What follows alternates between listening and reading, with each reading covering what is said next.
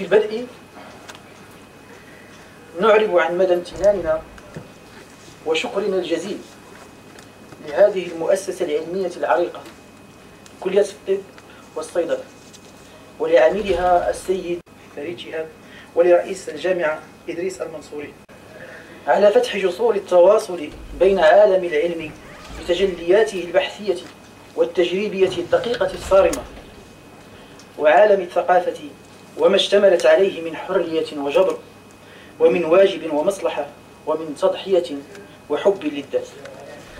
إنها التجلي لما هو إنساني وأصيل فينا، وإن تعددت اختياراتها وتشعبت تناقضاتها، وهي كذلك لأنها تشبهنا أو هي على صورتنا الإنسانية المجردة.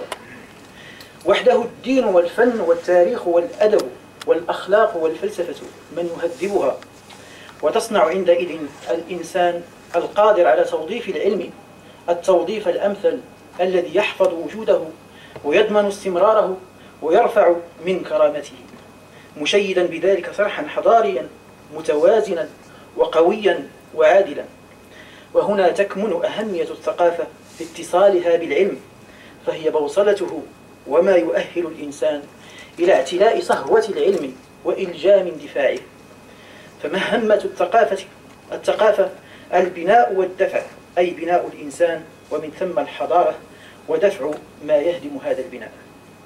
يظهر من هذا البيان أن طبيعة العلم وظيفية، فإذا أضرت هذه الوظيفة العلمية بالإنسان كان ذلك إيذانا له، وعلى وجه الاستعجال بضرورة التفكير فيه وفي قضاياه وفي واقعه على نحو يحقق النفع ويرفع الضرر ويعيد الاعتبار للإنسان والحضارة.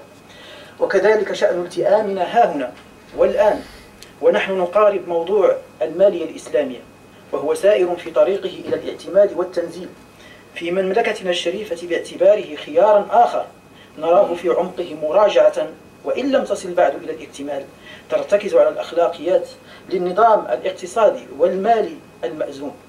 ولمناقشة هذه القضية الاقتصادية وغيرها من الإشكاليات الحياتية مثل قضية التعليم واللغة والهوية والتنمية، تم إنشاء جمعية المسار الثقافية خلال شهر ربيع الأول 1420 هجرية الموافق ليونيو 1999 من طرف مجموعة من المثقفين المهتمين بالمسار الحضاري للأمة المغربية في خضم تيار التدوير والعولمة. ويعتقد المؤسسون لهذا العمل الثقافي المتميز بأن ما يفتقر المجتمع المدني المعاصر إليه هو صوت الأصالة الحضارية المبدعة المؤهلة إلى الرقي والتنمية الشاملة المستديمة، لا الأصالة المتمظهرة في ثوب الماضي والرافضة للحدث. وبلوغ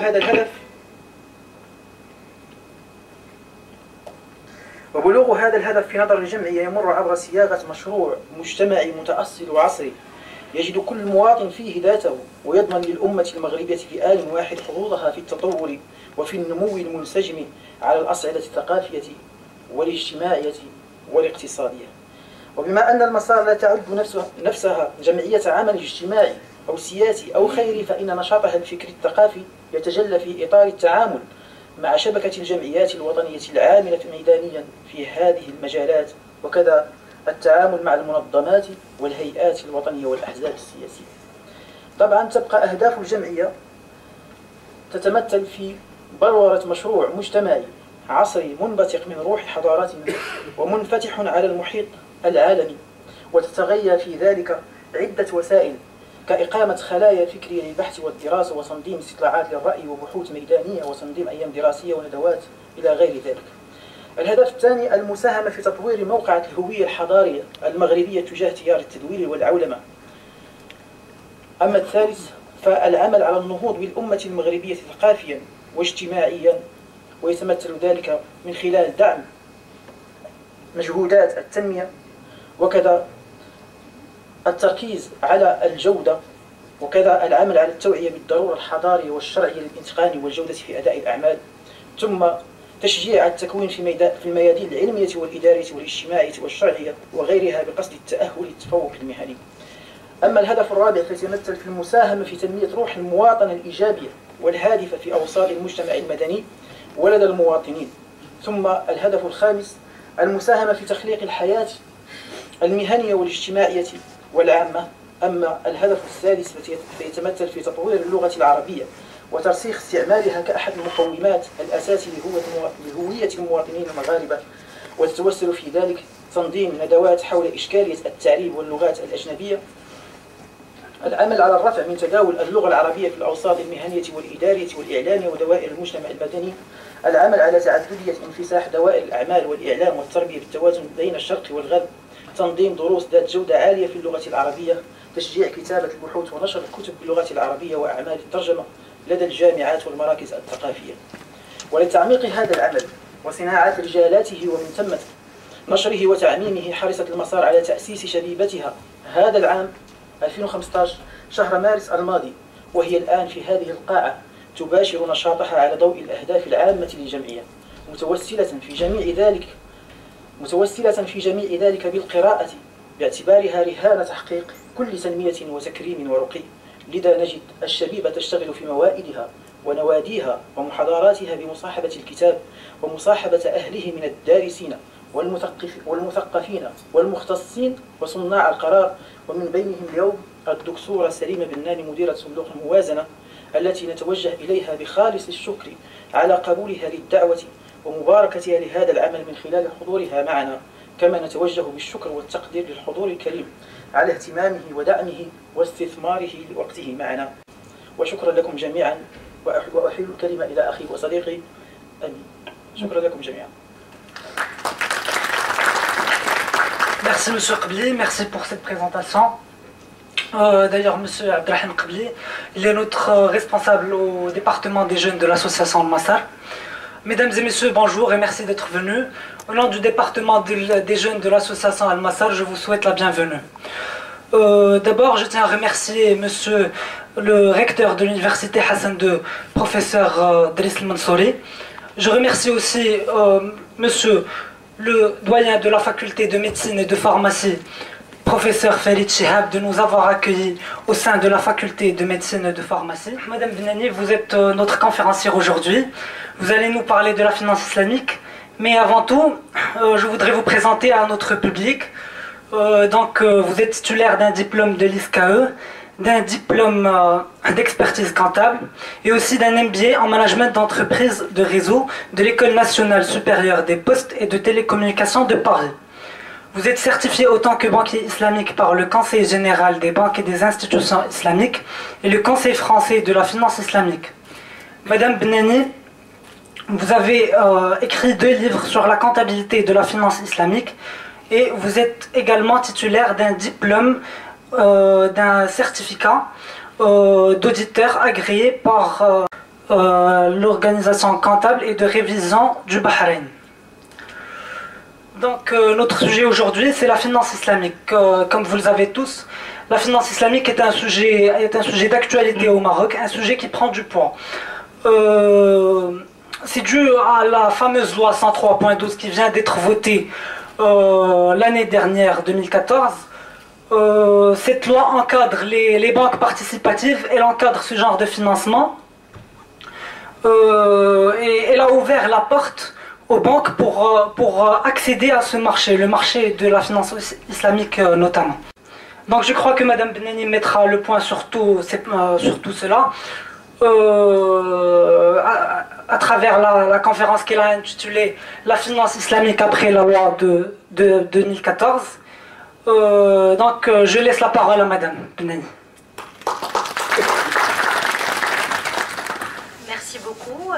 Je remercie les responsables de l'association Massar de m'avoir convié. J'estime que c'est un honneur pour moi aujourd'hui d'animer au sein de ce panel, de ce riche panel, un sujet qui me tient vraiment à cœur, qui me passionne et qui est la finance islamique. Que j'espère que c'est un sujet qui se mettra en place au Maroc avec toute la rigueur nécessaire et toutes les conditions nécessaires pour que ce projet aboutisse, Inch'Allah, à bon escient. Donc on va parler aujourd'hui de la finance islamique.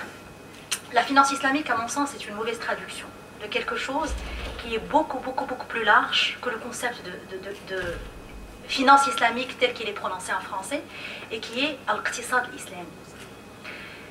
Nous essayons aujourd'hui de parler de finance islamique en occultant certains aspects importants et fondamentaux de toute la construction, je dirais, économique, de la pensée économique musulmane, qui est l'économie musulmane et qui est également la finance dans un environnement musulman. Comme l'a rappelé M. Septi, effectivement, la loi sur les banques participatives, donc nous avons choisi de les appeler les banques participatives, nous pouvons débattre longuement de l'opportunité d'avoir, en tout cas de choisir, de faire ce choix. La loi vient d'être votée, elle vient d'être publiée au niveau du BO.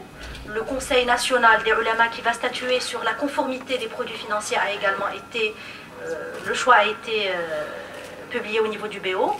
Et donc il est opportun aujourd'hui de s'interroger, qu'est-ce que la finance islamique?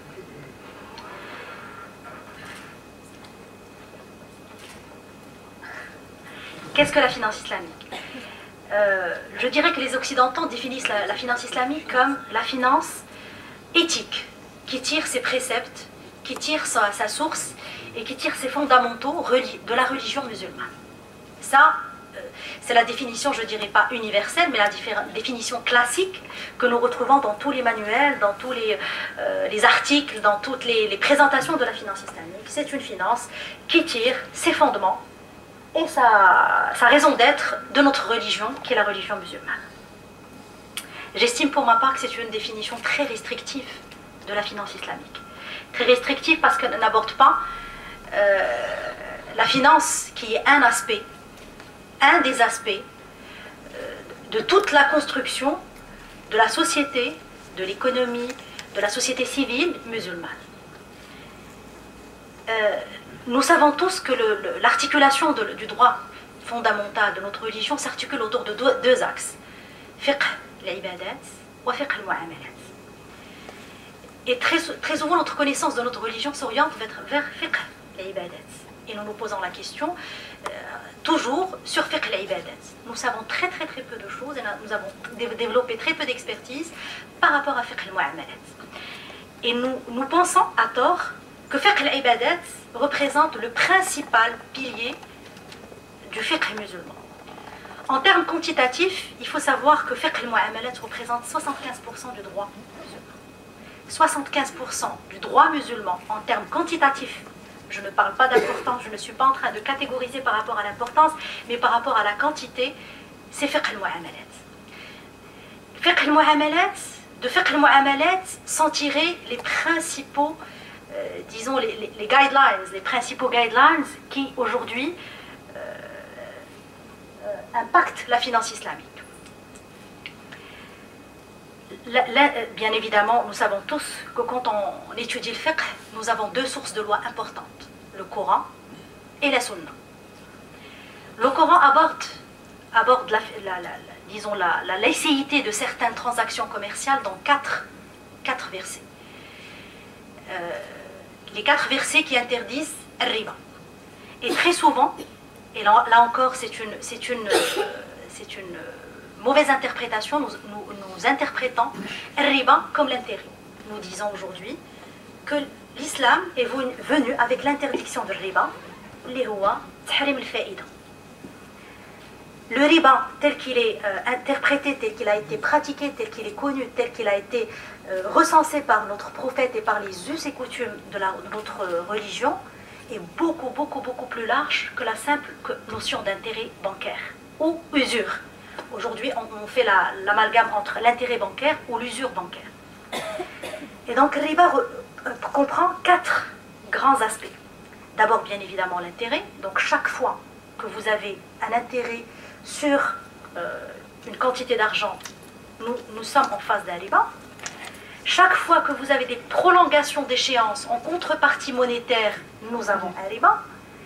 Chaque fois que nous avons des échanges de biens avec une augmentation de la contrepartie, nous avons un riba. Et chaque fois que nous avons des échanges et des transactions commerciales qui ne sont pas justes et équitables, nous avons également un riba. Et donc toute cette appellation de riba a été prohibée par notre religion musulmane, qui est je dirais, le socle, l'interdiction du riba qui est le socle des transactions dans un environnement financier islamique. Le deuxième point de cette interdiction de riba découle trois composantes, trois variantes et trois conséquences importantes. D'abord, l'interdiction de la spéculation et des transactions qui ne sont pas claires et transparentes, ce que l'islam a appelé le gharar. Chaque fois qu'une transaction commerciale comporte un élément d'incertitude entre deux parties, cette transaction devient illicite et non admise. Ensuite, les transactions où il y a des rapports de force, c'est-à-dire toutes les transactions commerciales où vous avez une ou plusieurs parties qui ont une situation de force et qui imposent des conditions contraignantes pour l'autre partie, deviennent des transactions interdites en islam. Et enfin, bien évidemment, l'islam ne finance pas et n'encourage pas toutes les transactions qui sont illicites. Donc, tout ce qui est interdit par la religion au niveau de fiqh al-ibadat, forcément, au niveau des transactions commerciales, il est inconcevable de commencer à financer et à encourager des transactions commerciales dans ce sens. Donc, c'est le fondement de la finance islamique. 4 versets au niveau du Coran, un hadith de Rasul sallallahu alayhi wa sallam, et toutes les transactions commerciales ou toute, disons, la catégorisation et les études qui ont été faites sur fiqh al-mu'amalat proviennent beaucoup plus de la transcription des transactions qui existaient au niveau du prophète sallallahu alayhi wa sallam. Je tiens quand même à rappeler un hadith qui est très important. Et je dirais peut-être qu'on connaît tous Surat al-Baqarah, l'aya ديال تحريم الربا وأحل الله البيع وحرم الربا. هي آية يعني متداولة ومعروفة، ولكن ما كنعطيش واحد الأهمية لواحد الحديث نبوي شريف اللي هو تأثر كذلك المعاملات، واللي هو تبنات عليه عدة من الأحكام في فقه المعاملات. يقول صلى الله عليه وسلم في حديث شريف: الذهب بالذهب والفضة بالفضة والبر بالبر والشعير بالشعير والتمر بالتمر والملح بالملح يدا بيد سواء بسواء. هناك من أضاف على الحديث أنه يقول: وما عدا ذلك فبيعوا كيفما شئتم.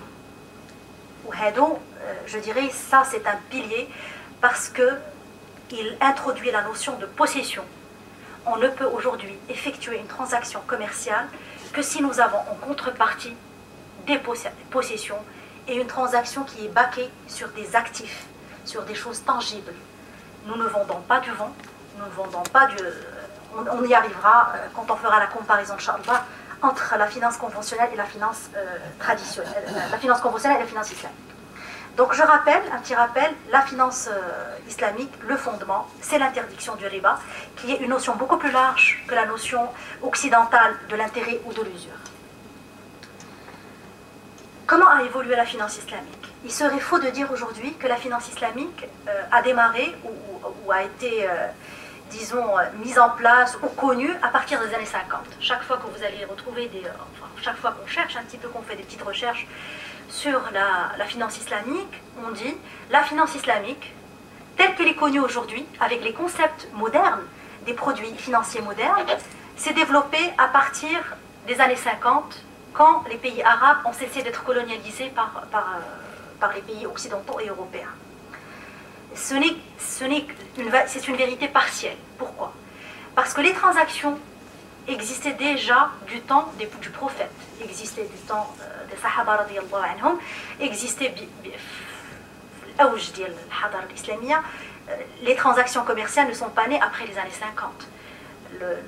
Le monde musulman a développé ses propres règles et ses propres lois pour gérer les transactions commerciales, pour les rendre éthiques par rapport, bien évidemment, à son référentiel qui est la religion musulmane. Mais la transcription moderne, je dirais, la transcription moderne des transactions commerciales islamiques qui étaient connues depuis la naissance de l'islam et depuis le développement de l'empire musulman, la transcription moderne a commencé à partir des années 50, quand les pays arabes ont accédé à l'indépendance. Et donc nous avons assisté, entre les années 50 et les années 60, à toute une philosophie toute une réflexion sur comment mettre en place, dans un environnement qui est très bancarisé, où les banques jouent un rôle très important, comment rendre les transactions commerciales et bancaires surtout de plus en plus éthiques. De 1970 à 1980, nous avons assisté à la naissance de quelques banques. En 1975, l'une des premières banques islamiques à se créer est la BID, la Banque islamique de développement, la Banque islamique Daouli.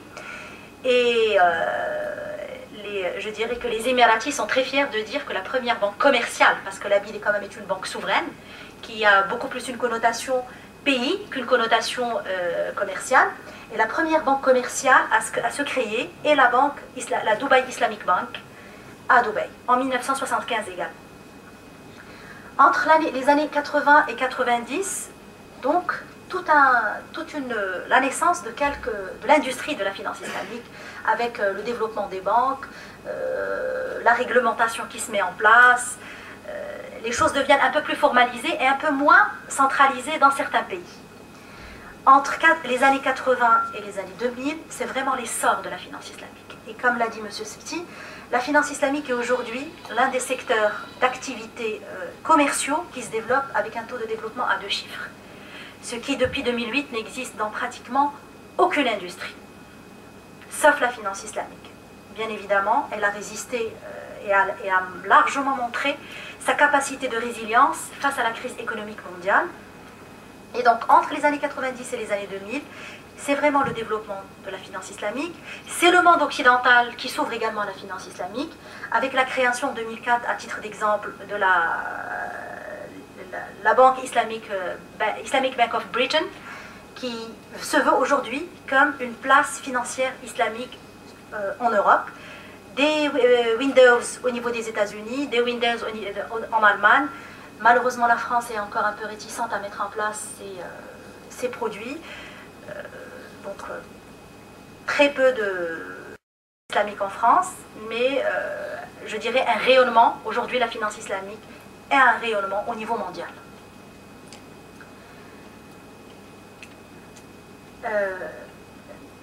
Quelle est la différence entre la finance islamique et la finance traditionnelle? À la limite, beaucoup de gens, et j'ai choisi à dessein d'intituler mon intervention, est-ce qu'il y a une réalité de la finance islamique ou est-ce que c'est un simple habillage économique?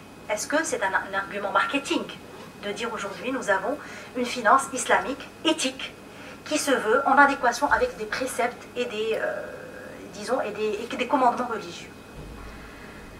Sans vouloir sauter aux conclusions très rapidement, je dirais que l'une des principales différences entre la finance traditionnelle et la finance islamique est la théorie de la monnaie. Comment considère-t-on la monnaie? Que veut dire la monnaie en islam? Que veut dire la monnaie dans un environnement économique traditionnel tel que nous avons toujours appris à le pratiquer? La différence fondamentale est de dire que la monnaie, dans un environnement financier traditionnel, est de dire que la monnaie est un bien. La monnaie est un bien qui est interchangeable, vendable, cessible, et ça devient une marchandise en soi. La monnaie est une marchandise. Je vends de la monnaie, j'achète de la monnaie, et donc la monnaie crée de la valeur. En elle-même, elle a une valeur intrinsèque, elle crée de la valeur. Toute la philosophie, dans un environnement financier islamique, est de dire la monnaie n'a pas de valeur. La monnaie n'est pas une marchandise. La monnaie est un instrument de mesure de la valeur d'une marchandise. Elle nous sert à évaluer les biens. Elle n'a qu'une fonction d'étalon. La monnaie est talon. La monnaie n'est pas un bien en soi. Elle ne produit pas de la valeur. Elle n'a aucune valeur. Donc c'est cette différence fondamentale qui fait qu'aujourd'hui,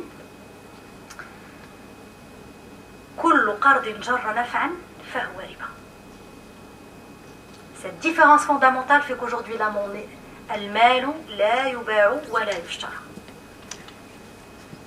dans un environnement occidental, je peux vous vendre de la monnaie.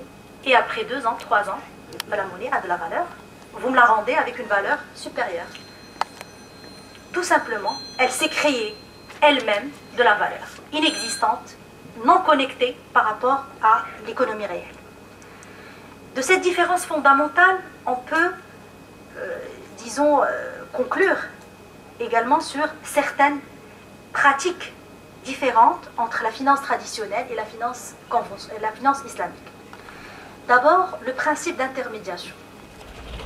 À partir du moment qu'un établissement financier islamique ne vend pas de l'argent, il devient un intermédiaire. Un intermédiaire entre justement des investisseurs qui ont de l'argent et entre des investisseurs qui ont le travail. J'ai de l'argent, je veux investir, je n'ai pas d'argent, mais j'ai une capacité à créer un projet et j'ai besoin d'un investisseur argent. Et donc, la première fonction et la première différenciation, c'est que la banque islamique joue un rôle d'intermédiaire en investissement. Deuxième différence fondamentale, à partir du moment que la monnaie n'a aucune valeur intrinsèque en elle-même, la deuxième composante essentielle, c'est que je finance des projets. Je ne donne pas d'argent. Je ne donne pas un crédit. Je finance. Peu importe, on verra après les différentes formes modernes de financement, peu importe la forme que je choisis pour financer un projet, mais je ne suis pas en train de donner de l'argent, je suis en train de financer un projet. Il y a toujours un actif, il y a toujours un bien qui circule. Et donc, ça concourt à la circulation et à l'augmentation de la création de la richesse. Une richesse réelle, contrairement à l'économie traditionnelle et au monde financier traditionnel, que nous connaissons, ou je dirais conventionnel, qui crée de la richesse à partir de rien. Et nous sommes dans des bulles spéculatives. Troisième fondement important, c'est que... Je ne suis pas en train de présenter les produits, effectivement. Je suis en train de présenter les fondements. Les fondements, parce que les fondements, et après les fondements, nous avons des conséquences, des manières de travail, excusez-moi. Et après, on présentera quelle est la traduction moderne des produits financiers islamiques.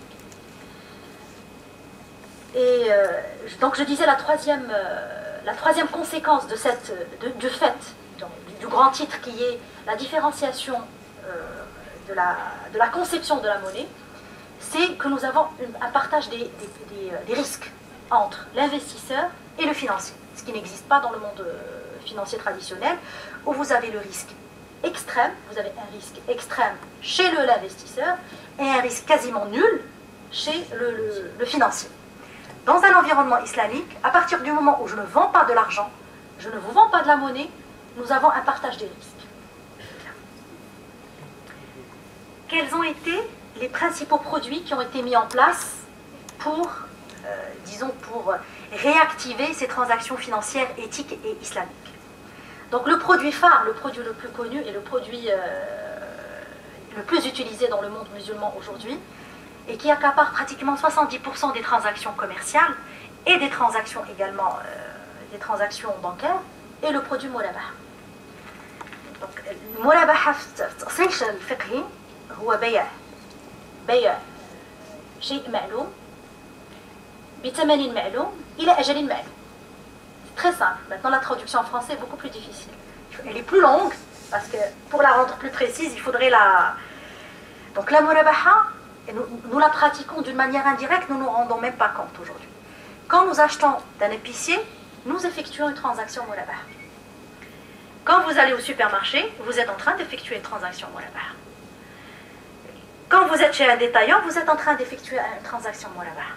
Et donc chaque fois qu'un bien change de main entre un producteur et un distributeur, vous êtes dans une transaction murabaha. Tout simplement. Le principe étant que je vends un bien, et bien évidemment, la partie qui me vend le bien prend une marge, ce qui est normal. Après, on peut justifier la marge par un effort commercial, par, je ne sais pas, des changements au niveau du bien, des ajouts au niveau du bien produit. Toujours est-il que le principe de la murabaha est un transfert de biens qui change de main à main avec une marge. Alors il reste un point très important, il est ajalin ma'loum. Un des points qui fait toujours que les économistes modernes nous reprochent en disant que la finance islamique n'a aucune notion du temps et que le facteur temps est absent de toute la construction de la pensée économique musulmane, ce qui est tout à fait faux. Ibn Taymiyyah rahimahullah يقول للزمن حصة من الثمن. sauf que هاد القولة لابن تيمية هي قولة بحال اللي كنقولوا حنا ويل للمصلين. يعني ربما الاستشهاد بها أدهى من عدم الاستشهاد بها. صحيح للزمن حصة من الثمن. Dans toutes les transactions commerciales هذا الشيء علاش تعرفت المرابحة بيع شيء معلوم بثمن معلوم إلى أجل معلوم. يعني الأجل مهم. Quand on fait une transaction, quand on effectue une transaction murabaha, il est très important de se mettre d'accord sur le temps.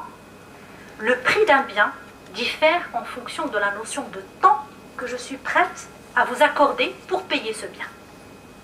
Et donc la notion de temps est fondamentale dans la pensée économique musulmane, mais elle est fondamentale quand elle est liée à un bien. Elle est inexistante quand elle est liée à la monnaie. La monnaie ne peut pas être liée au temps. La monnaie, un dirham aujourd'hui est un dirham demain. Si je vous donne un dirham aujourd'hui, vous me le restituez avec un dirham demain. Si je vous vends aujourd'hui un dirham, si vous me payez dans un an, le prix que vous allez me payer est différent du prix que vous allez me payer si vous me payez dans 6 mois. Et donc la notion de temps existe dans la pensée économique, elle est liée toujours à la transmission du bien et à l'activité économique en elle-même, génératrice de richesse. Donc le produit murabaha. Le deuxième produit qui est, je dirais, aussi pas un produit très médiatisé, mais c'est un produit fondamental qui permet aux banques musulmanes et islamiques de se refinancer. C'est le produit Mudaraba. Et le Mudaraba est un partenariat, est un accord entre deux parties, deux ou plusieurs. Une partie qui a l'argent et une partie qui va investir cet argent. Le principe de Mudaraba existait déjà bien avant la naissance de l'islam. Le principe en lui-même, le concept existait. Bien évidemment, il a été, disons, encadré. Il a été encadré en fonction des préceptes religieux, mais c'est une pratique commerciale qui existait bien avant l'islam. Et donc, la personne qui se charge d'investir, al-mudarib, investit, mais n'a aucune garantie du capital. Elle ne présente aucune garantie du capital. Et toutes les pertes sont subies par l'apporteur de capital. Al-mudarib perd son travail, c'est-à-dire que s'il ne gagne pas dans une opération mudaraba, eh bien il va perdre le fruit de son travail, il ne va pas être rémunéré. S'il gagne, par exemple, par contre, les deux parties doivent convenir d'un commun accord sur une quote-part de distribution des bénéfices. Donc les bénéfices sont pour les deux parties, les pertes sont uniquement pour l'apporteur de capital.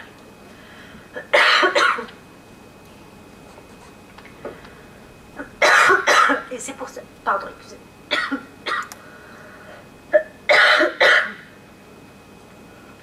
C'est pour cette raison qu'on dit qu'en finance islamique,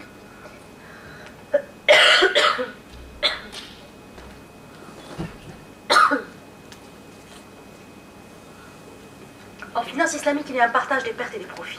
Parce qu'en aucun cas, un investisseur disons, ne subit pas de risque. En aucun cas, un investisseur n'a pas de risque. Chaque fois qu'un investisseur présente de l'argent, il a un risque.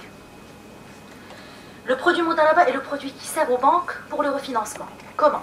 Parce que tout simplement, les banques collectent l'épargne des clients. Et c'est cette épargne qui est collectée qui sert à investir. C'est cette épargne qui est investie par les banques dans des projets, qui est redistribuée via d'autres projets ou d'autres produits comme la murabaha ou la musharaka ou les soukouk, etc. Et donc aujourd'hui, on ne peut imaginer le fonctionnement des banques islamiques sans qu'il y ait la mudaraba. On ne peut imaginer. Le principe de la mudaraba, bien évidemment, est inexistant dans des banques traditionnelles. Inexistant, pourquoi? Parce que les banques se contentent de collecter l'épargne, bien évidemment, mais vous n'avez aucune rémunération, nous le savons tous. Toutes les personnes qui ont des dépôts bancaires n'ont aucune rémunération, ne sont absolument pas concernées par les profits bancaires, ce qui n'est pas le cas, dans une banque financière islamique. Alors, troisième produit, qui est le produit Musharaka, et qui est un produit peut-être un peu plus connu, un peu plus vulgarisé, même dans la finance traditionnelle. Le produit Musharaka est un produit, bien évidemment, de mise en commun d'un certain nombre, d'un certain montant, d'un certain investissement, et tous les participants peuvent être partie prenante de la gestion de ce projet. Donc, c'est une joint venture. Ça peut être également assimilé à une création d'une nouvelle unité d'investissement. Ça peut être assimilé à la prise de participation dans des entités industrielles ou des entreprises déjà créées. Quatrième produit, le Ijara. Et là encore, il y a des précisions à apporter parce que très souvent, on assimile Ijara au leasing. On vous dit, oui, c'est bien. Ijara, et voilà, bhal leasing. Bien, voilà, bhal leasing. Sauf qu'il y a des différences fondamentales qui font que l'Ijara est nettement différente du leasing. Parce que le principe même du leasing étant bien évidemment le loyer, et c'est le principe de l'Ijara qui porte bien son nom. L'Ijara, c'est un loyer, mais la différence fondamentale est que nous avons deux contrats en un, et qu'au niveau de l'Ijara, il est interdit de lier le contrat de loyer avec le contrat d'acquisition à la fin. L'objectif très souvent de l'Ijara étant d'accéder à la propriété d'un bien. Donc le loyer n'étant qu'un moyen. Vous êtes locataire pendant une période et à la fin de la période, nous convenons d'un commun accord de vous céder ce bien. Et donc c'est une autre manière de financer l'acquisition. Sauf que au niveau disons de la finance conventionnelle et au niveau des habitudes de fonctionnement de nos banques, nous savons tous que nous signons un contrat leasing et que nous nous engageons à acheter le bien avec une valeur connue au départ. Cette pratique est interdite en finance islamique. Le contrat de vente et le contrat de location doivent être des contrats distincts parce qu'on considère que quand vous liez des contrats où vous liez, soit vous les liez, ou soit vous exigez que des contrats soient liés entre eux, vous êtes en train d'introduire un facteur de gharar dans les contrats. La personne n'a plus la possibilité de négocier un prix d'acquisition ou de se mettre d'accord avec l'autre partie sur un prix d'acquisition à la fin du contrat. Le produit Ijara. Il existe deux autres produits. Je ne souhaiterais pas m'étendre parce que c'est des produits très spécifiques qui sont liés à des activités très spécifiques. C'est les produits istisna et le produit salam. Des produits très spécifiques qui sont liés à des activités très spécifiques. On pourra les aborder si vous souhaitez quand on fera les commentaires, on fera le tour de la salle. Et le dernier produit phare de la finance islamique est bien évidemment les soukouk, qui sont le porte-drapeau des financements islamiques. Alors que signifient les soukouk? Les soukouk sont tout simplement des parts indivises d'un projet qui sont cessibles et transmissibles à des investisseurs et qui permettent de financer des projets d'envergure. Là, on n'est plus dans des petits projets qu'on peut financer par Murabaha ou par Musharaka. C'est des projets d'envergure qui nécessitent parfois la levée de fonds, comme nous le savons, par exemple, aujourd'hui sur les marchés internationaux, où nous entendons très souvent les pays qui sollicitent les bailleurs de fonds, que les bailleurs de fonds soient privés ou soient publics, c'est une autre paire de manches. Et donc, cette possibilité d'accéder à un marché beaucoup plus structuré, beaucoup plus important en termes de moyens financiers, où vous achetez des parts, toujours des parts de biens.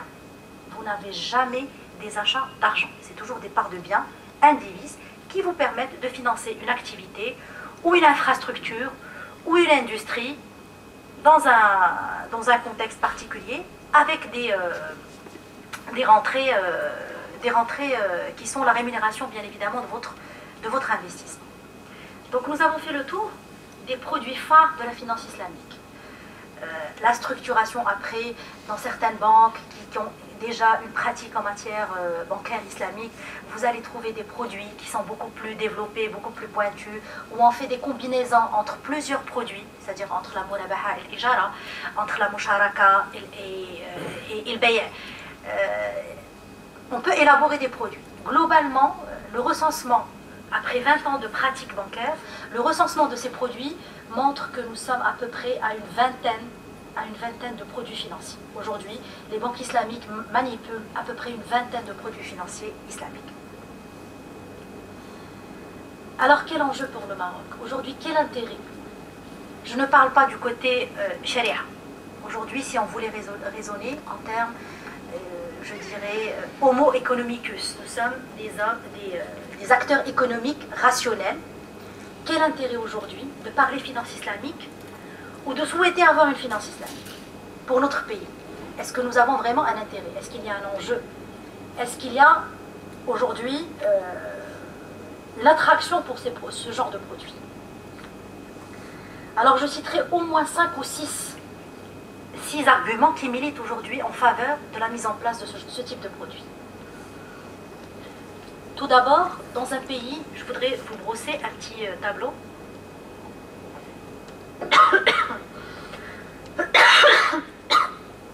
Je voudrais vous brosser, je crois que c'est la clé.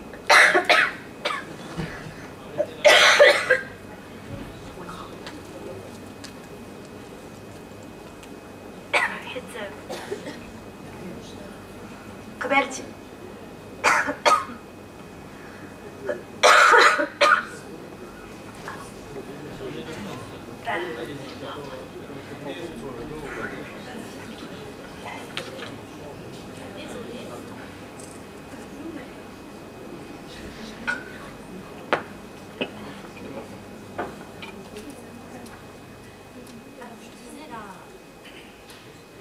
Aujourd'hui, quel intérêt pour le Maroc? Beaucoup de détracteurs se posent la question, quel intérêt pour nous aujourd'hui de solliciter ou d'avoir cette finance, surtout dans un contexte où nous sommes fiers d'un système financier et d'un système bancaire qui est fort, qui est exporté dans d'autres pays. Notre système bancaire, nous l'exportons vers d'autres pays. Et nous l'exportons avec beaucoup de succès. C'est une réalité, on ne peut pas la nier. Quel intérêt d'avoir cette finance islamique? Alors je vais vous citer au moins 5 ou 6 arguments. Je vais présenter 5 ou 6 arguments aujourd'hui qui militent en faveur de la mise en place d'une finance islamique, à part le côté éthique et moral. Et avant de le présenter, je souhaiterais partager avec vous la vision de notre économie marocaine. Notre économie se développe avec un taux de croissance annuel entre 2 et 4%.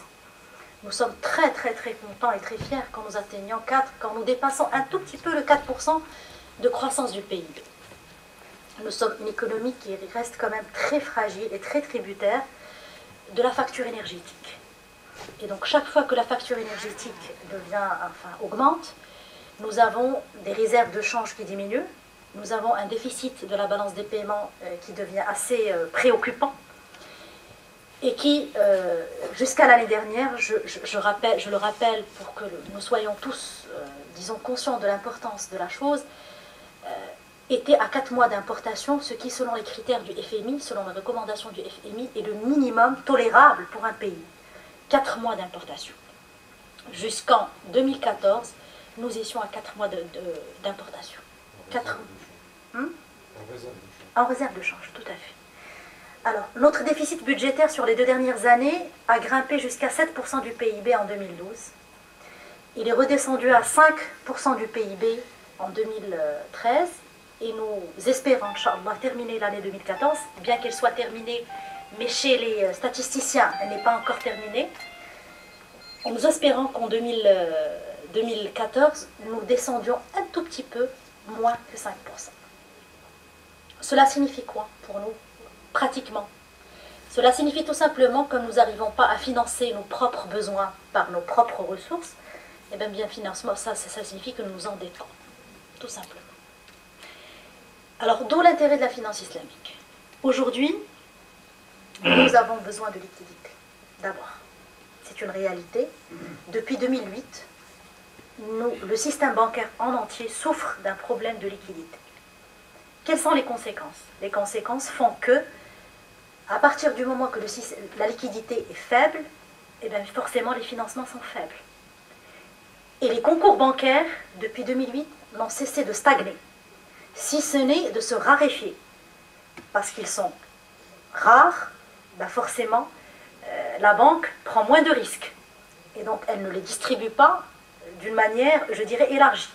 Les grands en bénéficient, ce qui est normal, parce qu'ils ont les garanties nécessaires. Et les petites entreprises et les moyennes entreprises souffrent de cette raréfaction des liquidités bancaires. Et donc, le premier apport d'une nouvelle finance, c'est d'abord de l'avoir de la liquidité. C'est des banques qui vont venir, qui vont s'installer chez nous, qui vont ramener avec eux des capitaux, et cerise sur le gâteau, qui vont ramener des capitaux en devises. Ça, c'est important. Dans un pays qui souffre également de la baisse de ses réserves en devises, nous sommes à l'affût de ces apports en capitaux en devises. Troisième argument, c'est la bancarisation. Nous n'avons pas de statistiques très fiables sur cette donnée-là. Mais nous savons plus ou moins où il y a, disons, une sensibilité ou une sensation qu'une partie de la population, aujourd'hui, n'est pas dans le circuit bancaire. Je ne parle pas de la population qui n'a pas accès au circuit bancaire parce qu'elle est dans des zones éloignées.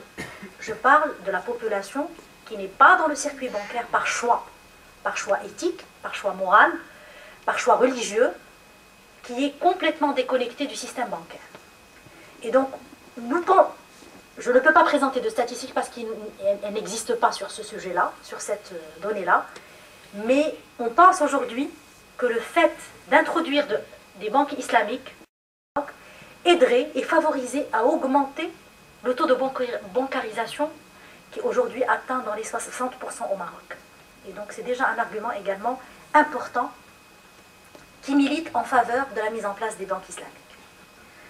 Quatrième argument, c'est bien évidemment l'emploi. Nous souffrons de l'emploi. Nous savons aujourd'hui que notre taux de chômage dépasse les 10%. Depuis 2011, ce taux ne cesse d'augmenter. Et donc,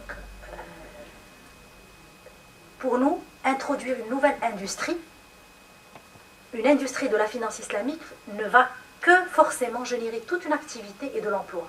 Non seulement de l'emploi direct au niveau des banques, mais également de l'emploi indirect, parce que vous allez commencer à financer un processus économique. Vous allez introduire, vous allez mettre, disons dans le pipe, un ensemble de financements qui vont permettre de générer de l'activité économique et donc de créer de l'emploi et de la richesse. Cinquième argument, c'est l'augmentation de la consommation. On est fiers aujourd'hui d'annoncer que le Maroc a plus ou moins résisté d'une manière favorable, en tout cas d'une manière avec assez de force, à la crise économique de 2008. Nous disons toujours que le modèle marocain est un modèle de résilience économique. C'est vrai. Comparé à d'autres pays, nous sommes, alhamdoulilah, beaucoup mieux logés que nos voisins, que l'Espagne, que la Grèce, que le Portugal, que l'Italie également. Et donc nous pouvons s'enorgueillir et nous pouvons être fiers aujourd'hui d'un modèle économique qui a permis de dépasser cette crise avec le moindre mal possible. Pourquoi nous avons dépassé cette crise? Pourquoi, dans un contexte où les pays européens, qui sont nos partenaires commerciaux privilégiés, ont subi une crise de plein fouet, et donc forcément, en principe, ils auraient dû exporter cette crise, pourquoi le Maroc a-t-il résisté aux effets de cette crise? Eh bien, tout simplement parce qu'il y a un levier qui s'est activé d'une manière, je dirais pas spontanée, mais d'une manière presque automatique, qui est le levier de la croissance interne. Un levier qu'on ne connaissait pas, qu'on ne mettait jamais en valeur, et qui a montré ses preuves tout au long de ces 4 dernières années. Le Maroc a pu résister parce que la croissance interne a pris le relais de la croissance externe, qui est la demande extérieure des pays européens et des pays partenaires historiques du Maroc. Et donc, je dirais que la finance islamique, l'introduction ou l'arrivée de nouvelles banques va permettre encore plus d'encourager cette croissance interne via l'octroi, je ne dis pas de crédit, parce que je n'aime pas le crédit, le terme de crédit doit être absolument lié et rattaché disons, au mode de fonctionnement conventionnel qui est les banques classiques, mais je dirais qu'elle va introduire une dynamique de financement. Et donc forcément une dynamique de consommation. Et bien évidemment une dynamique de consommation et de financement, d'abord interne, ensuite externe. Et ça permettrait de renforcer ce levier que nous avons découvert tout récemment, qui est la croissance interne. Enfin, moi j'ai le vœu et j'ai l'espoir, enfin en tout cas j'ai l'espoir parce que j'ai vu d'autres pays comment ils raisonnaient par rapport à cette finance islamique, j'ai l'espoir que le Maroc devienne un hub en matière de finance islamique, devienne, je ne dirais pas une référence, mais une plateforme financière internationale. Nous avons tous les atouts pour cela. Nous avons tous les atouts. Un atout géographique, nous avons un atout de partenaires parce que nous avons aussi bien des partenaires européens que des partenaires des pays arabes et du Moyen-Orient. Nous avons des atouts parce que nous avons un système éducatif et nous avons un système de formation qui peut très bien s'adapter et très rapidement aux exigences de la finance islamique où, aujourd'hui, je le rappelle, nous avons un petit retard à rattraper en termes de formation et en termes d'expertise par rapport à même des pays européens qui ont développé des cursus dans cette nouvelle industrie. Et donc j'ai l'espoir que le Maroc devienne cette plateforme financière. Il a les atouts, il faudrait juste qu'il les saisisse. Il faut savoir qu'aujourd'hui certains pays arabes se sont déjà inscrits dans cette logique et que par exemple Dubaï est en féroce concurrence par rapport à la Malaisie. Elle souhaite aujourd'hui devenir la première plateforme en finance islamique dans le sud-est asiatique. Aujourd'hui, c'est la Malaisie. Et donc, il y a une compétition très, très, très importante entre les deux pays. Et il y a des volontés affichées, une stratégie affichée et un choix affiché. Il n'y a aucune honte aujourd'hui à le dire, ni aucun... On n'a pas à se cacher si aujourd'hui on souhaite se positionner sur une industrie particulière, une industrie financière particulière. Et donc, voilà, j'ai présenté les principaux arguments qui peuvent militer en faveur de la mise en place et de l'introduction de la venue de ces banques islamiques. Je souhaiterais ajouter par rapport à cet aspect-là un certain nombre, disons, de discours ou de... peut-être pas discours, je dirais beaucoup plus de peur, de phobie que nous développons par rapport à la finance islamique. Vous allez dire, ah oui, mais la finance islamique, certains économistes vont vous dire, elle va déstabiliser le système bancaire marocain. Si vous introduisez des banques islamiques, vous allez déstabiliser le système bancaire. Pourquoi? Ben, tout simplement parce que vous allez avoir une migration naturelle et spontanée et volontaire et décidée d'un certain nombre de clients des banques traditionnelles vers les banques islamiques. Et il y a beaucoup d'alimentation de cette phobie. On alimente beaucoup cette phobie. Attention, attention, nous avons un système bancaire qui est fort, nous allons le déstabiliser. Faites attention. Je dis que c'est une phobie exagérée. C'est une phobie d'ailleurs non seulement exagérée, mais qui n'est pas fondée à la base. Pourquoi? Tout simplement parce que dans les transactions bancaires, d'abord nous avons deux pôles distincts. Nous avons le pôle entreprise et nous avons les particuliers. Dans le pôle entreprise qui constitue le plus grand pourvoyeur de fonds pour les banques, pensez bien que l'entreprise, d'abord, elle est liée à sa banque par un ensemble de produits et de garanties. Et que la mise en place de ces produits, de ces financements, de ces garanties prend du temps. Se retirer d'une banque prend du temps également. On ne va pas assister à un phénomène de migration rapide de la finance conventionnelle vers la finance traditionnelle. On est loin de ce schéma-là. Même avec un souhait volontaire de migrer, il faut du temps. Vous avez un crédit, vous avez des garanties, vous avez des hypothèques, vous avez des nantissements, vous avez des garanties parfois personnelles. Et pour se retirer de toute cette,